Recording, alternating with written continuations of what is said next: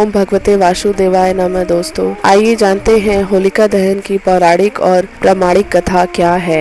Hindu calendar के अनुसार वर्ष के अंतिम माह फाल्गुन माह पूर्णिमा को होलिका दहन होता है। होली की पौराणिक कथा 4 घटनाओं से जुड़ी हुई है। पहली होलिका और भक्त प्रहलाद, दूसरी कामदेव और शिव, तीसरी राजा पृथु और राक्षसी ढूंढी और चौथी श्री कृष्ण और पूतन। लेकिन उक्त सभी में होलिका और भक्त प्रहलाद की कथा को ही मान्यता है, क्योंकि इसी की घटना की याद में होलिका दहन करके दूसरे दिन भक्त प्रहलाद के बचने की खुशी में होली का त्योहार मनाया जाता है। आइए जानते हैं होली की पौराणिक और प्रामाणिक कथा क्या है। ऋषि कश्यप और दिति के 2 बलशाली पुत्र हिरण्याक्ष और हिरण्यकश्यप थे और 2 पुत्रियां सिंहिका और होलिका थी। हिरण्याक्ष धरती को जल में डुबो दिया था तो भगवान विष्णु ने बराह अवतार लेकर हिरण्याक्ष का वध किया था। सिंहिका को हनुमान जी ने लंका जाते वक्त रास्ते में मार दिया था। अब बचे हिरण्यकश्यप और होलिका, इन्हीं की यह है कथा।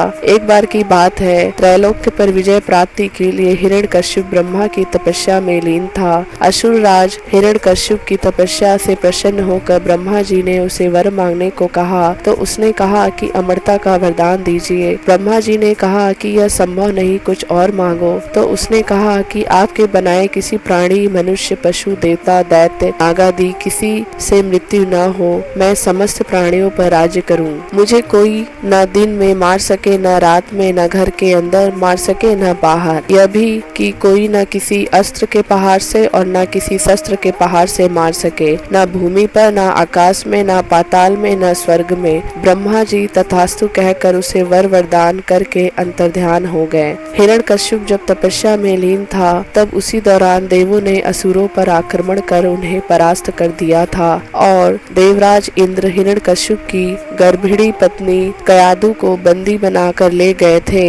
परंतु बीच रास्ते में ही उनकी मुलाकात देव ऋषि नारद से हुई। नारद जी ने इंद्र को उपदेश दिया कि आप ये पाप कर रहे हैं। उपदेश सुनकर इंद्र हिरण्यकश्यप की पत्नी कयादु को महर्षि के आश्रम में छोड़कर स्वयं देवलोक चले गए। गर्भवती कयादु को नारद ने विष्णु भक्ति और भागवत तत्व से अवगत कराया। यह ज्ञान गर्भ में पल रहे पुत्र प्रहलाद ने भी प्राप्त किया। इधर हिरण्यकश्यप जब लौटा तो इस वरदान ने उसके भीतर अजर अमर होने का भाव उत्पन्न हो गया। इसके चलते उसने धरती पर अत्याचार शुरू कर दिया। उसने देवों को अपना दास बनाया, ऋषि मुनि व भगवत भक्तों को तंग करने लगा, यज्ञों को नष्ट भ्रष्ट करने लगा। उसने आदेश दिया कि उसके राज्य में किसी भी देवता की पूजा नहीं होगी। उसने कहा कि हिरण्य नमः के अतिरिक्त अन्य किसी भी मंत्र का उच्चारण नहीं किया जाएगा। पूरे राज्य में स्वयं उसकी पूजा की जाए, अन्य किसी की नहीं। जो ऐसा नहीं करे उन्हें वह मार दिया जाए। उचित समय पर बाद में प्रहलाद का जन्म हुआ तो राज्य में खुशी मनाई गई। हिरण्यकश्यप के 4 पुत्र थे, अनु हल्लाद, हल्लाद, भक्त प्रहलाद और संग हल्लाद। प्रहलाद का उपनयन संस्कार करके उसे गुरुकुल भेजा गया। कुछ समय बाद हिरण्यकश्यप को यह जानने की उत्सुकता हुई कि गुरुकुल में मेरे पुत्र क्या सीख रहे हैं। उसने प्रहलाद को बुलाकर पूछा, तुमने गुरुकुल में क्या सीखा? प्रहलाद ने कहा कि भगवान विष्णु की 9 विधि भक्त सीखी।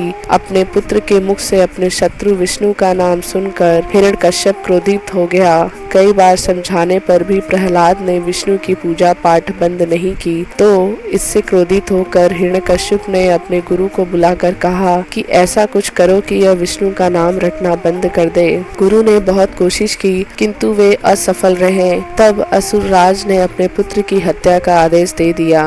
सैनिकों द्वारा उसे विष दिया गया, उस पर तलवार से प्रहार किया गया, विषधरों के सामने छोड़ा गया, हाथियों के पैरों तले कुचलवाना चाहा, पर्वत से नीचे फेंकवाया, लेकिन श्री हरि विष्णु कृपा से प्रहलाद का बाल भी बांका नहीं हुआ। उल्लेखनीय यह है कि फाल्गुन शुक्ल सप्तमी को प्रहलाद को बंदी बनाकर पूरे 8 दिन तक त्रास दिया गया। हर तरह से मारने का प्रयास किया। हिरण्यकश्यप को चिंता होने लगी कि यह नहीं मरा तो लोग विष्णु की ही भक्ति करने लगेंगे। उसकी चिंता को देखकर उसकी बहन होलिका ने कहा कि आप चिंता न करें भैया, मुझे ब्रह्मा से वरदान प्राप्त है कि मैं किसी भी प्रकार से अग्नि में जलकर नहीं मर सकती हूँ। अग्नि में तो सभी भस्म हुई हो जाते हैं। तब हिरण्यकश्यप ने अपनी बहन होलिका होलिका से कहा, तुम प्रहलाद को अपनी गोदी में लेकर अग्नि में बैठ जाओ, जिससे वह जलकर भस्म हो जाएगा। होलिका को वरदान था कि उसे अग्नि तब तक कभी नहीं हानि पहुंचाएगी जब तक कि वह किसी सदृत्व वाले मानव का आहित करने की न सोचे। होलिका यह बात भूल गई थी। वह अपने भाई की बात को मानकर अपने भतीजे प्रहलाद को गोदी में लेकर अग्नि में बैठ गई। उस दिन फाल्गुन माह की पूर्णिमा थी। सदृत्य वाले प्रहलाद का आहित करने के प्रयास में होलिका तो स्वयं जलकर भस्म हो गई और प्रहलाद श्री हरि विष्णु का नाम जपते हुए अग्नि से बाहर आ गया। यह देखकर तो हिरण्यकश्यप और भी ज्यादा क्रोधित और चिंतित हो गया। इस घटना के बाद हिरण्यकश्यप ने प्रहलाद को एक खंबे से बांध दिया। फिर भरी सभा में प्रहलाद से पूछा, किसके बलबूते पर तुम मेरी आज्ञा के विरुद्ध कार्य करते हो? प्रहलाद ने कहा, आप अपना असुर स्वभाव छोड़ दे। सबके प्रति समता का भाव लाना ही भगवान की पूजा है। हिरण्यकश्यप ने क्रोध में कहा, तू मेरे सिवा किसी और को जगत का स्वामी बताता है? कहाँ है वह तेरा जगदीश्वर? क्या इस खंबे में है जिसे तू बंधा है? यह कहकर हिरण्यकश्यप ने खंबे में घूंसा मारा। तभी खंबा भयंकर आवाज करते हुए फट गया और उसमें से एक भयंकर डरावना रूप प्रकट हुआ, जिसका सिर सिंह का और धड़ मनुष्य का था। पीली आंखें, बड़े बड़े नाखून, विकराल चेहरा और तलवार सी लपलपाती जीभ, यही नरसिंह अवतार थे। उन्होंने तेजी से हिरण्यकश्यप को पकड़ लिया और संध्या की बेला में, न दिन में न रात में, सभा की देहली पर, न बाहर न भीतर, अपनी जांघों पर रखकर, न भूमि पर न आकाश में, अपने नखों से, न अस्त्र से न शस्त्र से उसका कलेजा फाड़ डाला। हजारों सैनिकों जो प्रहार करने आए, उन्हें भगवान नरसिंह ने हजारों भुजाओं और नख रूपी शस्त्रों को खदेड़ कर मार डाला। फिर क्रोध से भरे नरसिंह भगवान सिंहासन पर जा बैठे। तब प्रहलाद ने दंडवत होकर उनकी प्रार्थना पूजा की। प्रहलाद का राज तिलक करने के बाद नरसिंह भगवान चले गए। धन्यवाद दोस्तों। अगर यह कथा आप लोगों को अच्छी लगी हो तो हमारे चैनल को लाइक, शेयर और सब्सक्राइब कीजिएगा।